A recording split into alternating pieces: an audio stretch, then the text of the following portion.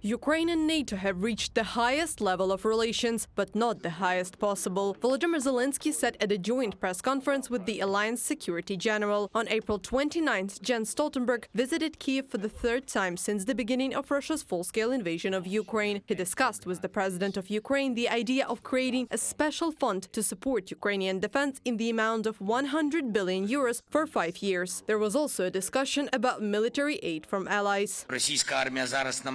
The Russian army is now trying to take advantage of the fact that we are waiting for supplies from partners, primarily the United States of America. That is why in-time deliveries means the stabilization of the front, 155 mm caliber artillery, long-range weapons and air defense, primarily Patriot systems. This is what our partners have and what must work here in Ukraine to destroy Russian terrorist ambitions. Stoltenberg admitted in recent months some NATO countries have failed to fulfill their promises on military support to Kyiv. However, the situation will change in the near future, he assured, especially after Washington decided to allocate more than $60 billion in additional aid to Kyiv.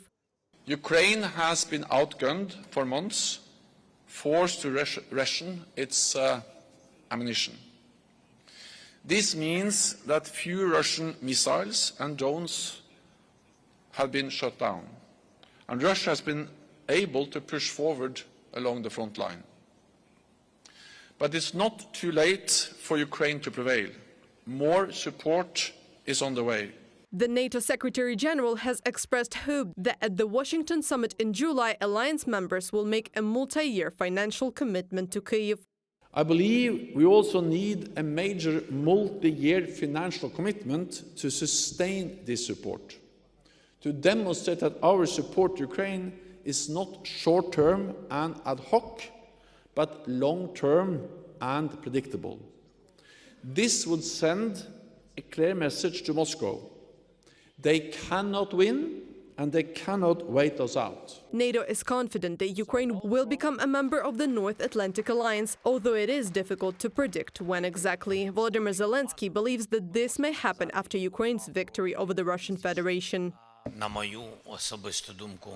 In my personal opinion, we will be in NATO only when we win. I do not believe that we will be taken into NATO during the war. This is a risk for some of the NATO members. Some of them are just skeptical about it.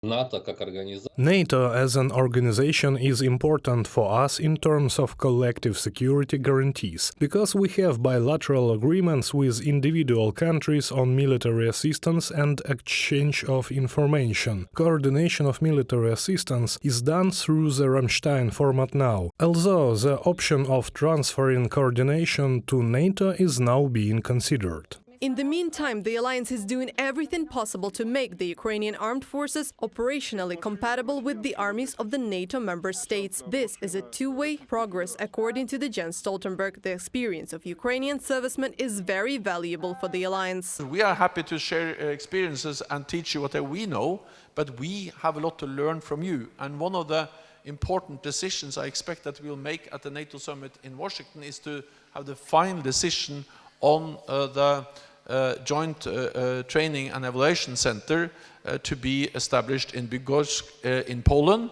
where we will continue to try to teach you, but we also will learn from you and your experience from the war. So we are integrating, we are moving in the right direction, and the faster the better. That's good for you and good for us.